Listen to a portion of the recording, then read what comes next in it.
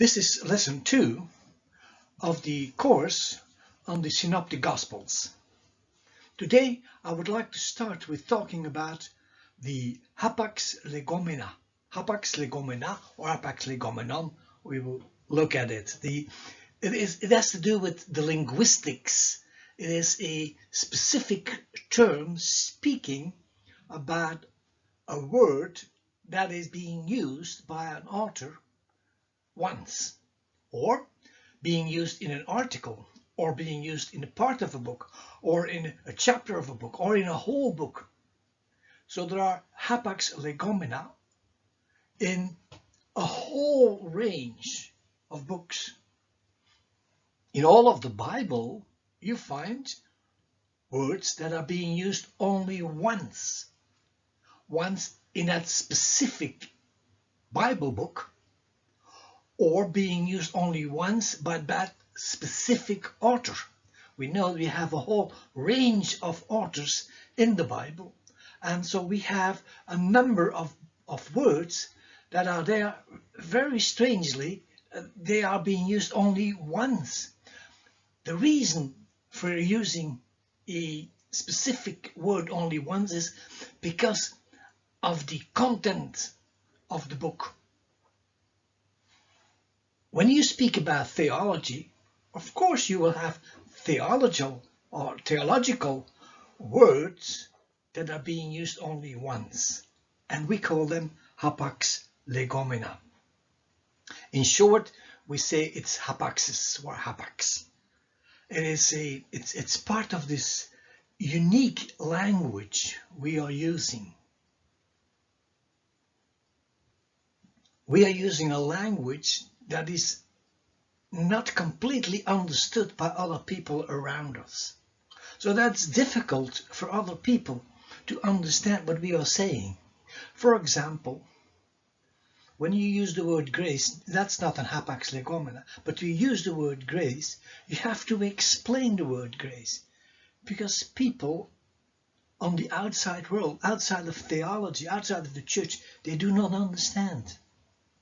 For us, we have the same problem when we meet a Hapax Legomena, a word that's being used only once. Of course, when it's linked to another word, and there's an added, it's like a suffix or a prefix, and of course that's being used only once, then you have an Hapax Legomena. That's easy to translate because we know the noun itself, and then we have to add before or after. But you have words that are absolutely being used only once. A noun, there's no other word, or none other word like that. So not with the hapax, with the prefix or a suffix. No. So you have this particular, and then it's very difficult to translate, because then we have to know what the original meaning is. In some cases, in most cases, you can't go to a dictionary and find out, because in many places, in many cases, those dictionaries do not exist. So that is one thing. And then you have, that is something that happens for many times in the New Testament, but also in the Old Testament. But you have words that are being used twice. So we call them dis legomenon, or 3 times tris legomenon, or more times tetrakis legomenon. So that is 4, 5, double, triple, quadruple. But they are still not in common use. So we still have to find the real meaning of the word. In a small text, you will find 1 or 2 Hapax Legomena. But in a large text, for example, the book of Romans, you would find a lot of Hapax Legomena. Or in the book of Hebrews, you will find a lot of Hapax Legomena. Or in the books of Moses, of course, because you're talking about a bulk of pages, a bulk of chapters, and then you find more Hapax Legomena. So that is a reason to understand when Hapax Legomena are in the text. It doesn't mean somebody wrote it or somebody can have written it. That's not true, because it depends on the length of the book, but it also depends on the content of the book. What are you writing about? What are you saying? What are you trying to explain?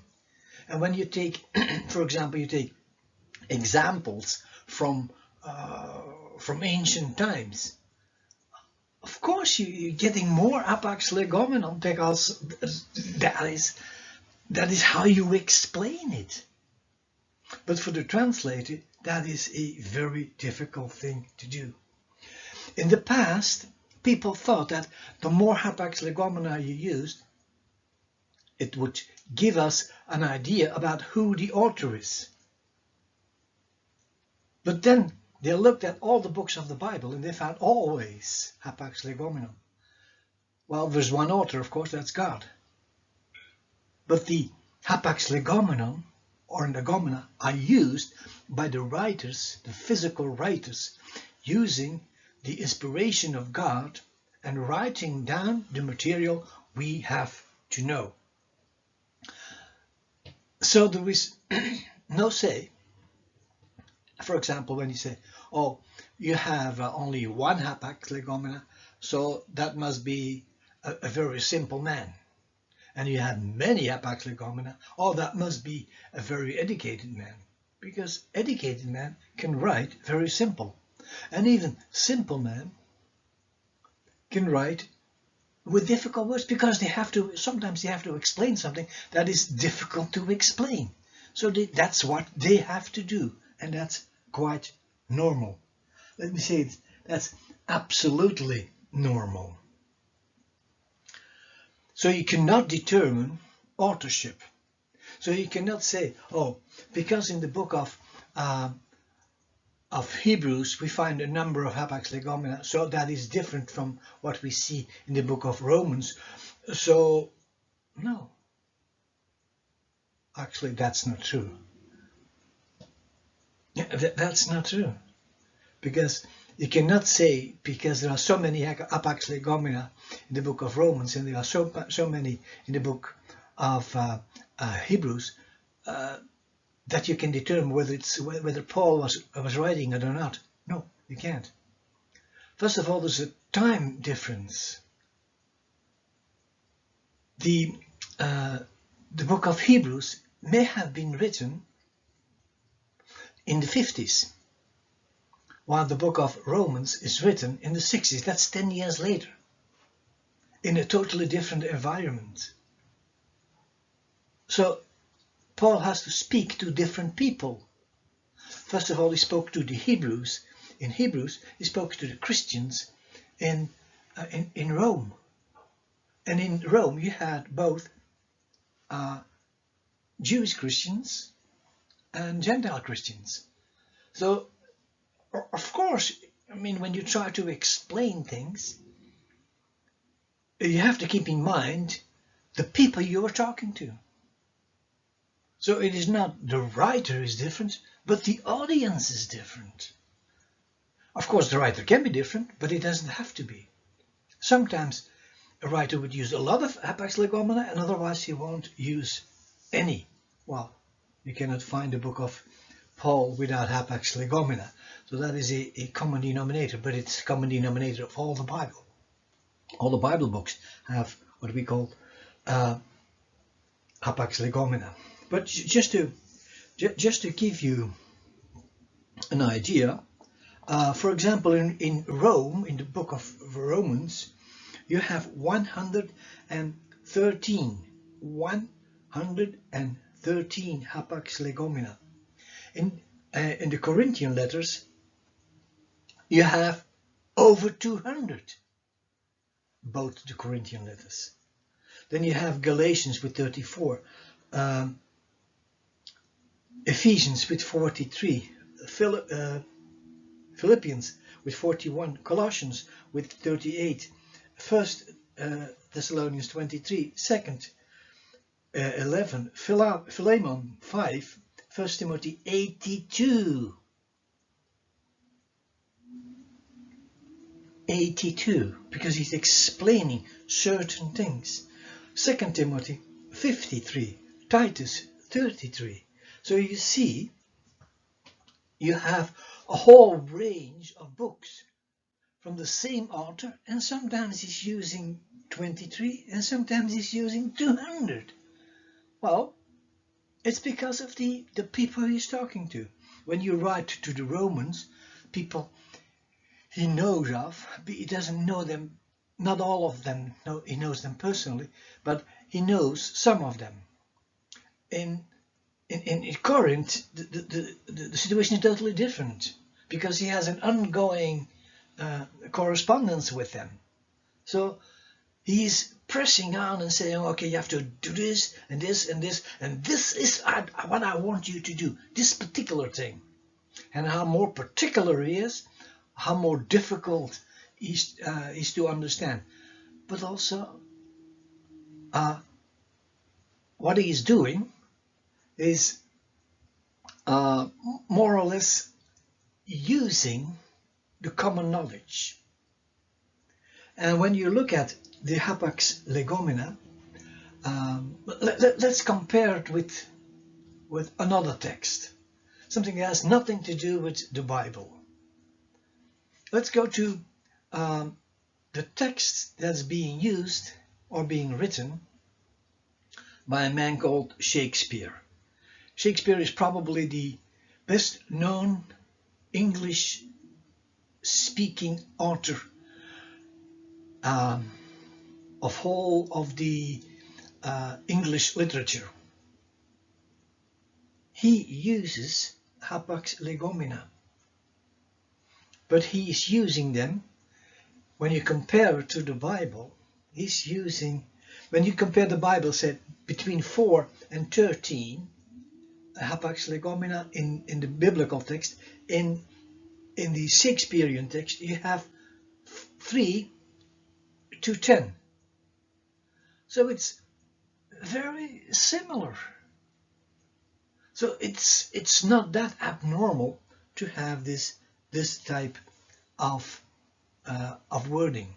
So first of all, we have the length of the text, then we have the topic of the text, and then we have the audience of the text. Let me give you an example. You may write a very long letter to your loved one. I think you're going to use different words, different language, and you're going to use the words in a slightly different way when you compare it to a letter, a report written to your boss. So, although the length of the text may be similar, the wording of the same writer would be completely different because of the relationship he has with the people or the person who is reading the materials. So this is, again, very important. That's what we have when you look at the Hapax Legomena. But let's go on. There's another thing, and I touched on it before. That's what we call time. Not just only time to write and to read, but also the time you were writing it in. When you write material in a stressful time, you're stressed, you have a deadline, you have to keep the deadline, you have to, okay, then there's pressure on you. There's an emphasis on bringing this report to a good end. And then another time you have nothing to do on a Sunday afternoon. You're back from church and you say, oh, I still need to write my mother about a certain thing.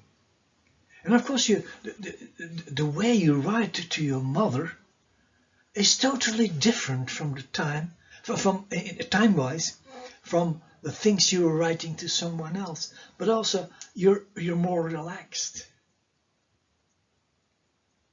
But then you have another thing in time. When you write something in the 1st century, you write it according to the laws and the order that's being accepted at that time. That law and order would be completely different today.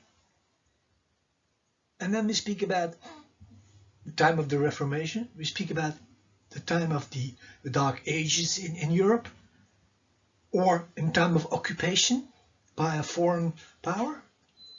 So there is a whole range of things that are important. And like I touched on it before,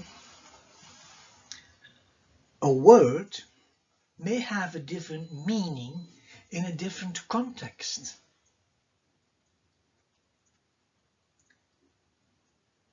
When you say to your wife, "I love you," it has a certain meaning. When you say to your mother, "I love you," it has a certain meaning.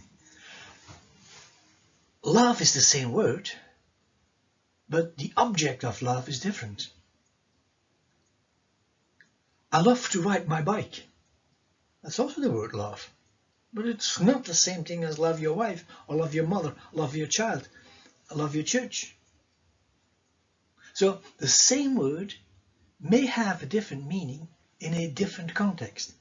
And the same goes with the Hapax Legomena. Remember, there are no less than 1,500 Hapax Legomena in the Hebrew Bible. And 400 of them, 400 are real Hapax Legomena. It means that they are completely unique. There's only one word that's being used in that way in the Bible. So, now, try to understand. Some people say that some of the books are not being written by the people who we claim they have been written by. Go to the Hapax Legomena. Something we know, something the 20th century brought forward. But in the 19th century, in the 18th century, the 17th century, the 16th, the 14th, the 15th, all those hundreds of years before, nobody noticed the fact that the word was only used once. Or maybe they noticed it, but they never studied it. So, if you want to be a Bible writer, you have to do something like, you have to use Hapax Legomena, because that's what you have to do. That's what you have to write down. Because all the other books of the Bible have Hapax Legomena, so when you write a book of the Bible, you need to have Hapax Legomena. Okay. So the books without Hapax Legomena cannot be a part of the Bible. That is not to say that the books of Shakespeare are part of the Bible. That's not what I'm saying. I'm just saying the opposite. Okay? When you don't have Hapax Legomena, it's kind of strange, because all the other books have it. So, a final difficulty with the use of Hapax Legomena for the authorship determination is that there is a considerable variation among works known by a single author. So one author can write totally different things. You know, there's a funny thing ongoing right now. My name is Bruno van der Vliet, but I have someone with the same name and he's writing about things I do not understand.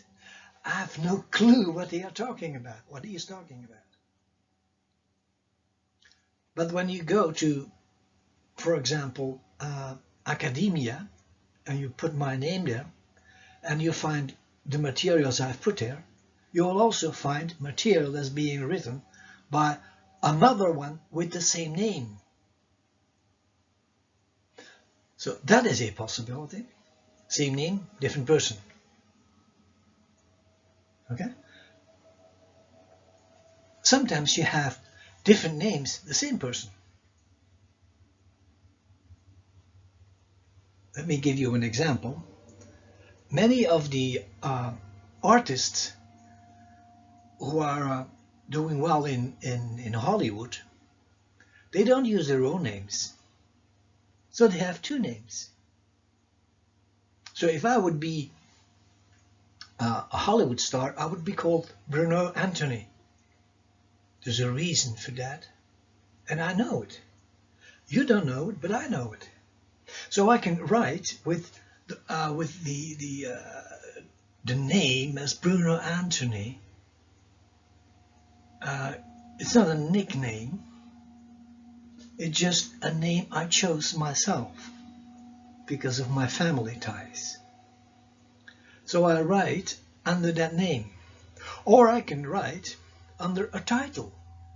For example, some years ago, I had an encounter in Nigeria. We started with a Bible school there, and they gave me a local, what is called chieftaincy. So I became a chief of that village. Of course, they speak another language, so my title, my name for them, is totally different. So I'm the Obanwanwana Ida for them. For all the rest of the world, I'm Bruno van der Vliet. Okay, so you see, I can use three different names, writing under a different name, but still being the same person. And the other thing is, when you look at a long time ago and look at today, before I studied, I could write. After I studied, I could write. But the subjects are different. The way I express myself is different. So this is what we have about the Hapax Legomena. Let's go to the next slide.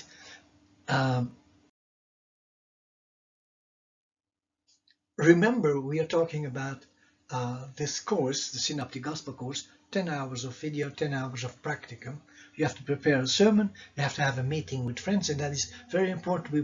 I will show you some slides afterwards. You have to read a book, a synoptic problem, and you need to write a book report. And that's what I want you to do as part of this course. So this is not something you may do or you may not do. No. If you don't read the Gospels, and you don't prepare a sermon, and you don't have the meeting with your friends, or if you skip one, then you're not fulfilling the requirement for the course. So that's what you have to do. But both times, in preparing a sermon and preparing a book report, please write so I can understand. So don't write in your own language, write in English. That's an absolute for me, otherwise I cannot understand you, except if you would write in my own language. Remember, we have 4 things we are working with. First of all, the Word of God is revealed to us. The Word of God is inspired. The Word of God is authoritative, and the Word of God is living. And we need to take that on board as we go on with our courses. So we touched on the Hapax Legomena. The next thing we are looking at is what we call form criticism. You know, actually, I don't like the word. No, I don't like the word. Because criticism, for me, the literal meaning of criticism is breaking down. When you take something and you break it down, doesn't sound very good. It's like building a house and you bombard it. That's breaking down. That's criticism. That's what the literal meaning of criticism is. And then you have form criticism. You're looking at the form, the format it is written in, and then you critique on it, but it's more than that. Okay, so form criticism is a method. It's not specifically for the Bible or a biblical method, but it's also being used for the Bible to classify the scriptures by literary patterns, and that attempts to trace each type to its period of oral transmission. So form criticism seeks to determine a unit's original form and the critical context of the literal tradition. I will say that again because I'm quoting here. Form criticism seeks to determine a unit's original form and the historical context of the literal tradition.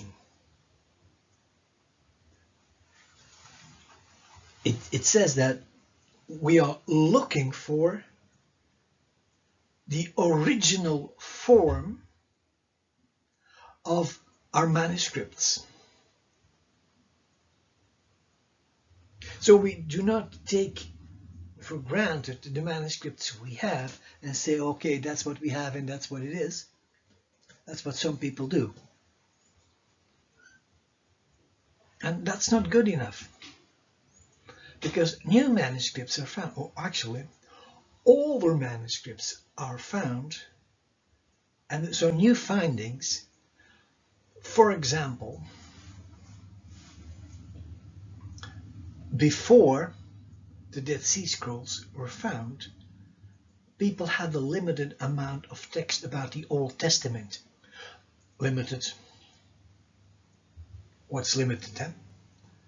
But with the discovery of these beautiful materials near the Dead Sea,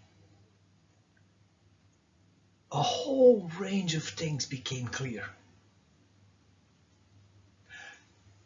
That becoming clear was due to the fact that now we had instant contact with materials that were 2,000 years old. Up to then, we had materials of 1,000 years, and we have scratches and little things, little parcels here and there. But now we had whole books. All of the Old Testament books are being mentioned in the Qumran materials. So suddenly, we had a whole range of books. We had a whole range of materials. We had a whole range of manuscripts. Manuscripts, the people, for example, the people of the King James never had, because they did not exist at that time. Well, they existed, hidden in containers in faraway Israel, but they didn't have them on their own, and so they could not use them. So when you say form criticism, you go back and see, oh, that's what it means. So it is not negative, it is not breaking down, but it's actually looking at the literary traditions, the linguistic linkages, the way the manuscripts were written, what language they were written in, what letters the people were using. Was that the Proto-Hebrew, or was it Hebrew? Was it Hebrew from before the exile or Hebrew from after the exile? Was it Hebrew from the Second Temple time? Was it Hebrew, and so you can ask a whole range of questions and you have to answer that. So you can determine when it was written, and when you determine when it was written, that is only the copy we are talking about. We are not talking about the original. That's the error many so-called sages and researchers are making. They say because we only have something from the 2nd century BC, it means that it's written in century. No. That's a copy of something that is written 1,000 years earlier, 1,500 years earlier. Can you imagine? When you have something like the books of the Torah being written by Moses, and then suddenly you have a copy of the 2nd century BC, and you say, see, wow. Well, it's of course it's not the original manuscript, and it's not written in the original letters. But when you only have something, when you have a manuscript that's 1,000 years old, and you say that is reliable, and then you find a manuscript that is 2,000 years old, and you compare the 2,000 years to the 1,000 years, and you see there's no difference, then you know something is going on. Or there's hardly any difference except for some mistake a person made. We call them a typo, a type error. But of course, when you copy something, not always you have the possibility of correcting an error that you made. Something was written, it was written. That's it. And the manuscript went down. And the next one who's copying your manuscript, the thing you wrote, your copy, he may be adding or subtracting. So that's what we have with this copying, and that's what we have to look for the criticism.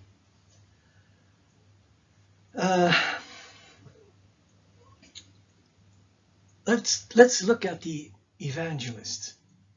In line with form criticism, scholars believe that the oral tradition or the oral traditions were what the evangelist drew on. And in a certain sense, you're right. It's partly right. For example, Luke really says, I went to visit the people. Did they have books and material available? No. But they had memories. And when you have memories, and you present those memories to someone who makes notes and then writes an orderly account. Orderly is not chronological. Orderly is an order that he thinks is necessary.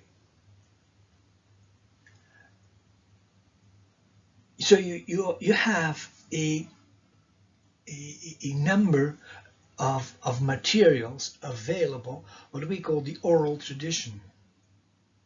That is both for the New Testament and for the Old Testament. So that is not a difference. There's only a difference in part where it belongs to. The next thing you have with the evangelists, they had parables, they have sayings, aphorisms. So sometimes you only have to say one word and everyone understands. And that is the same with the evangelist. I will give you an example. The 4 evangelists speak about the death of Jesus Christ. So when you speak about the cross, it fits in the 4 Gospels. When you speak about the death of Jesus, it fits in the 4 Gospels. When you speak about the resurrection, it fits in the 4 Gospels. So we know that all of the Gospel writers found that very important. So they wrote down that type of material that they thought was absolutely necessary to put in. Whether you have a short Gospel like Mark and you have a long Gospel like Luke, both of them write about the same thing. Of course, you have a number of materials that are unique, similar to what the Hapax Legomena is in wording. Sometimes you have unique material, and you find unique material in all the Gospels. So what do we have? We have a man, a theologian of the 20th century. His name is Bultmann. And he said, we need to take away part of the myth that is in the Gospel and replace it in our minds, not in the Gospel itself, but replace it in our minds with the reality. He called that demythologizing. Demythologizing. It means you take the myth out of it. It's good. Because in some cases, in the Gospels, you find myths, things that are being said in the Gospels, and you have to scrutinize them to know what exactly it means. I'm not going into details, but it is important for each one of us to understand that certain things that are said in the Gospels are not said by Jesus, are not said by the apostles, but are said by people from outside. And when those people from outside speak, it's still part of the Gospel, but it's not Gospel truth. Okay? So that's the difference. So we have to take the myth out of it. Of course, you can say certain things are true and certain things are untrue. And then when you, for example, if you do not believe that the Gospels are inspired by God, and you have a problem, for example, with the miracles. I mean, yeah. So you have to understand, it's not what I think, but it's what the Bible thinks. So we have to go according to the thinking of the Bible. And how do you do that? The only way you can do that is trying to think the way the writer, the Gospel writer, brings it before you and say, okay, this is what I think it is. For example, in the book of John, you have some things added, some lines added.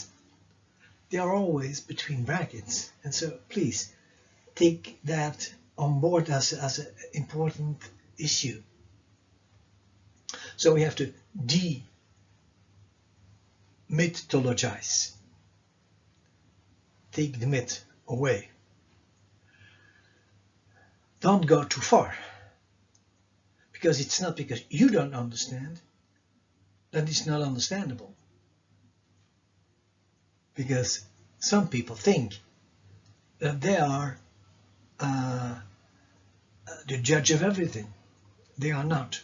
Nobody is. Only God is. So the next thing is literary forms. Literary forms, you should actually add sociological context. So the form criticism begins by identifying a text genre or conventional literary form, such as parables, proverbs, epistles, love poems. It goes on to seek the sociological setting for each text genre. It's situation in life. That's a translation of the Sitz im Leben from German. It is a situation in life of what is happening there. For example, sociological setting of a law is a court. The sociological setting of a psalm is praise, is worship. You have to add things like, what are proverbs, father and son admonition. So first of all, you have to look for those things, like the literary form, the sociological context. Of course, you have a number of people, let's call them scholars, and they claim form criticism. That's what we are still talking about, form criticism. It was originally developed for the Old Testament studies by Herman Gunkel, Martin Knott, Gerhard von Rath. So those people, they said, we need to find a way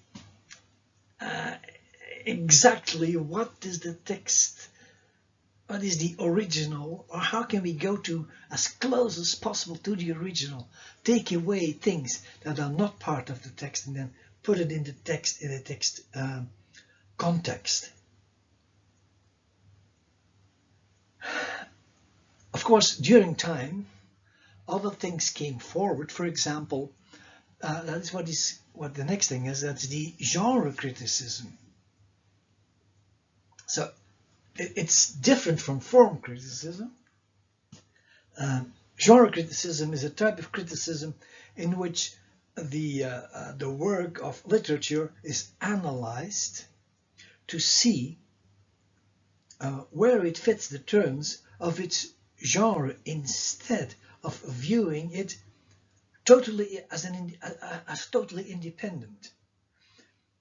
According to genre criticism, which is included in a broad category of rhetorical criticism, works should be interpreted based on the characteristics of the genre under which they fall and how they fit or break the conventions of that genre. When we talk about the Gospels, we are talking about a certain genre. The genre is, in this case, it's historical writing, historical reporting. It is not, let me say that again, okay? And please listen to it. This is not prophetic. This is not poetic. This is historical writing. In historical writing, you have certain ways of doing things. Like I said before, remember, when you write a report to your boss, it's written in a certain way. When you write the same length material to your wife, it's written in a different way. Why? Well, the audience is different. The genre you are using is a different type. So that is, you can say that is how difficult it is, or you can say that makes it easy. Because when you use the right tools, the job is easy. Something I learned from my dad. He always said this: when you have the right tools, the work is half done. because you can go back and take the right tools for the right job. That's the same thing when we do inside the criticism. When we do the right thing, when we take the right surroundings, the right contextual materials to understand the text itself, the right, then we are getting closer to the original meaning. And we need to have the original meaning, not because we like to have the original meaning, but we needed to understand what the people then, at that time, thought it was. If they think it's a certain thing, so we have to do it a certain way. And that is what we are trying to do. When we do exegesis, that's a preparation for a text to understand what the text is saying. Not only what he is saying literally, because yes, of course, that's important, but it's also what type of text we are talking about. Are we talking about the Torah? Are we talking about the poetic books? Are we talking about the prophetic books? Are we talking about the apocalyptical books? So we need to have this kind of information as a background. So we looked at form criticism, insight. We saw the evangelist, we saw the mythologizing, we saw the scholars, we saw the literary context, the genre criticism. But let's look at the textual criticism. Textual criticism is the science of studying ancient manuscript to determine the authentic text of the Bible. It is sometimes called lower criticism, lower and higher, whatever. It is necessary because we no longer possess the original manuscripts of Moses, Paul, and the others. So we need to have the material. We need to see, we need to find as much material as possible. So textual criticism deals with Hebrew and Greek. It does not talk about English translations. But now we're facing a problem because of the wealth we have in manuscripts. So it's difficult to find exactly how can we get to the original as close as possible. Well, there are certain ways of doing that. So in textual criticism, we are looking at how to get the Bible text together as close as possible to the original. Because we need, the best thing for us would be that we have the original, but we don't. So we need to go and we need to study to look at what is the original. Where do we find? How can we bring materials together? Something I ask you to do as part of the assignment is bringing texts together from different places and then form together one story. And that one story is what I would say the Bible story, the gospel story itself. So that is what we need to do in our assignment, but that is what scholars need to do, to go back and find for ourselves what it means, what the literal meaning of the Bible text is. So we have to get as close as possible to the original, because we have so many copies. We can find out how do you make a copy mistake. Well, that is done in a certain way. And when you do it in a certain way, then you can go back and say, okay, if we find this type of error, there are possibilities there. So 1, 2, 3, could be 5, but and so then we look at, and then we bring the text together according to the system we have, and that is pre-exegesis. So we have to go, if we can do that. Of course, we have our Bibles, we have our New Testament, we have our itinerary to look at what we need to go for. We need to go for the original. We don't have the original yet, but we're working on it. The more we study, the more scholars are doing, the more we can add to it, the more we get close to the original.